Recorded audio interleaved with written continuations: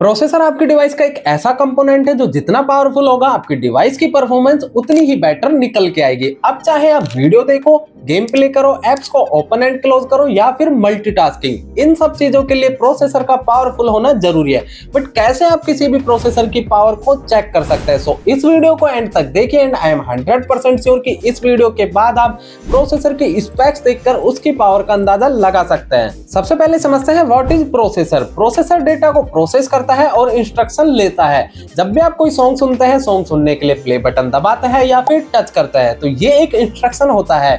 ये instruction processor लेता है और समझता है कि आपको कौन सा सॉन्ग सुनना है और सभी इंस्ट्रक्शन को प्रोसेस करके सॉन्ग चला दिया जाता है। एंड आप गैस कर सकते हैं कि ये सब कितना फास्ट होता है। प्रोसेसर जो कि एक छोटी सी चिप होती है एंड इसमें बिलियंस ऑफ ट्रांजिस्टर लगे होते हैं जो कि नैनोमीटर साइज के होते हैं, जिन्हें हम अपनी आंखों से देख भी नहीं सकते। इन ट्रांजिस्टर का काम होता है एम्पलीफायर और स्विच के रूप में करंट फ्लो को कंट्रोल करना। साथ में ये डेटा को प्रोसेस करते हैं, डेटा को स्टोर करते हैं एंड डेटा को ट्रांसफर करते हैं। अब आपने 3nm, 5nm, 8nm, 10nm ये तो सुना ही होगा। बेसिकली यहाँ पर nm का मतलब होता है नैनोमीटर, यानी कि जो एक ट्रांजिस्टर से दूसरे ट्रांजिस्टर की बीच की दूरी होती है वो नैनोमीटर में होती है। तो यहाँ पर जितनी कम दूरी होगी उतने ही ज्यादा ट्रांजिस्टर लग पाएंगे, जिससे आपका प्रोसेसर फास्ट हो पाएगा एंड एनर्जी एफिशिएंट भी हो पाएगा। जो अभी हमारे स्नैपड्रैगन 8 एलीट आया है, ये 3nm के आर्किटेक्चर पर बना हुआ है एंड इससे आप अंदाजा लगा सकते हैं कि ये कितना पावरफुल प्रोसेसर है। अब बात करते हैं कोर की। आपने dual core, quad core, octa core ये तो सुना ही होगा। बेसिकली प्रोसेसर के भाग होते हैं, इनको डिवाइड कर दिया जाता है। डुअल कोर यानी 2 भाग, क्वाड कोर यानी 4 भाग, ऑक्टा कोर यानी 8 भाग। ये बिल्कुल ऐसे ही है कि हमारे पास एक घर है और घर में 4 रूम है और चारों रूमों में अलग अलग काम चल रहा है। एक में आप सोते हैं, एक में आप खाना बनाते हैं, एक में कोई और काम चल रहा है। तो यहाँ पर जो घर है वो आपका प्रोसेसर है और जो रूम है वो इसकी कोर है। जैसे आप क्रोम पर कुछ डाउनलोड कर रहे हैं, उसी टाइम आप चैटिंग कर रहे हैं, उसी टाइम आप सॉन्ग भी सुन रहे हैं, तो ये सभी काम अलग अलग कोर में चल रहे होंगे, जिससे आपका काम जल्दी हो पाएगा एंड प्रोसेसर फास्ट हो पाएगा। यानी कि जो जितनी ज्यादा कोर होगी उतना ही प्रोसेसर फास्टर होगा एंड आपका काम भी जल्दी हो जाएगा। अब बात करते हैं क्लॉक स्पीड की। आपने 2 गीगाहर्ट्ज, 3 गीगाहर्ट्ज, 4 गीगाहर्ट्ज ये तो सुना ही होगा। यहाँ पर गीगाहर्ट्ज एक यूनिट है फ्रीक्वेंसी मेजर करने की, कितनी जल्दी प्रोसेसर इंस्ट्रक्शन को प्रोसेस कर सकता है। 1 gigahertz equal to 1 billion hertz, यानी कि जितना ज्यादा गीगाहर्ट्ज होगा प्रोसेसर की स्पीड उतनी ही तेज होगी। फॉर एग्जाम्पल, यदि किसी प्रोसेसर की क्लॉक स्पीड 2 गीगाहर्ट्ज है तो इसका मतलब है कि जो प्रोसेसर है वो 1 सेकंड में 2 बिलियन इंस्ट्रक्शन को एग्जीक्यूट कर सकता है। अगर किसी प्रोसेसर की 3 गीगाहर्ट्ज है तो वो 3 बिलियन इंस्ट्रक्शन को एग्जीक्यूट कर सकता है।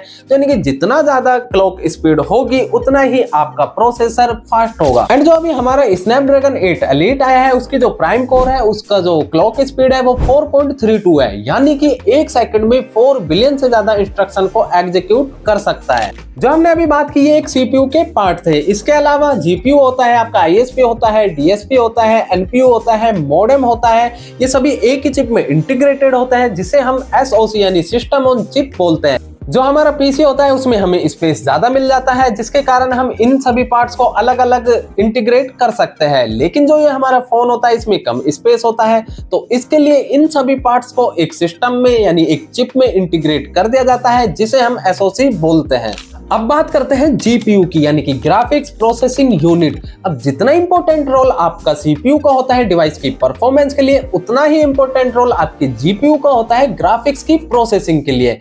आपके जो भी हैवी गेम्स है, हैवी एप्स है, उनमें ग्राफिक्स की जो रेंडरिंग होती है वो जीपीयू ही करता है। जीपीयू का बेसिकली काम होता है हैवी ग्राफिक्स को प्रोसेस करना, ताकि आपका डिवाइस स्मूथली परफॉर्म कर सके। जब आप गेम खेलते हैं, वीडियो देखते हैं या 3D एनिमेशन यूज करते हैं, ग्राफिक्स से रिलेटेड डेटा सीपीयू जीपीयू को भेजता है, देन जीपीयू प्रोसेस करता है एंड जीपीयू के प्रोसेस करने के बाद आपके डिस्प्ले पर ग्राफिक्स को रेंडर करता है, ताकि आप बिना किसी लैग के स्मूथ तरीके से उनको देख सके। इसके बाद आता है कैश मेमोरी। ये सीपीयू और रैम के बीच का काम करती है। ये उन इंस्ट्रक्शन या उन डेटा को स्टोर करती है जिसकी जरूरत बार बार सीपीयू को पड़ती है, जिसके लिए सीपीयू को बार बार रैम के पास नहीं जाना पड़ता। जब सीपीयू किसी डेटा को प्रोसेस करता है तो वो सबसे पहले कैश मेमोरी के पास जाता है। अगर वहां पर डेटा नहीं मिलता तो वो रैम के पास जाता है और रैम से लाने के बाद वो कैश मेमोरी में स्टोर कर देता है, जिससे कि अगली बार जरूरत पड़ने पर तुरंत एक्सेस कर सके। इससे काम भी जल्दी होता है और पावर भी सेव की जा सकती है। सपोज कीजिए कि आप बीजीएमआई खेल रहे हैं, तो आपको उस गेम के दौरान बार बार टैप करना होगा फायर पर,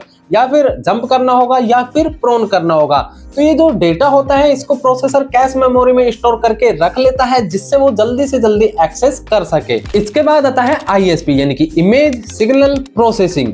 जैसा कि आपको नाम से ही पता लग रहा है कि इमेज को प्रोसेस करता है। जब हम कैमरे से फोटो क्लिक करते हैं तो वो रॉ डेटा में कैप्चर करता है जो हमारी आंखें नहीं देख सकती। ये रॉ डेटा ISP को भेजा जाता है, देन ISP इमेज को प्रोसेस करता है, देन गैलरी में सेव कर देता है। Colour correction, noise reduction, details, sharpness, ये सब काम हमारा ISP ही करता है। तो इससे आपको ये तो अंदाजा लग गया होगा कि फोटो का अच्छे आने में जितना इंपॉर्टेंट रोल आपके सेंसर का होता है उतना ही इंपॉर्टेंट रोल ISP का भी होता है। अब बात करते हैं DSP यानी कि डिजिटल सिग्नल प्रोसेसिंग। कोई भी सिग्नल जैसे आपकी आवाज या म्यूजिक पहले एनालॉग सिग्नल में होता है, DSP इसे डिजिटल में बदलता है। जो आपकी वॉइस है, साउंड है, उसे क्लियर करता है, देन प्रोसेस करता है। सिंपल शब्दों में ये आवाज को क्लियर या साउंड की क्वालिटी को सुधारने का प्रोसेस करता है। इसके बाद आता है हमारा मॉडेम। ये नेटवर्क से रिलेटेड काम करता है। जो भी इंटरनेट की भाषा होती है उसको हमारी भाषा में चेंज करता है और हमारी भाषा को इंटरनेट की भाषा में चेंज करता है ताकि कम्युनिकेशन इजीली हो पाए।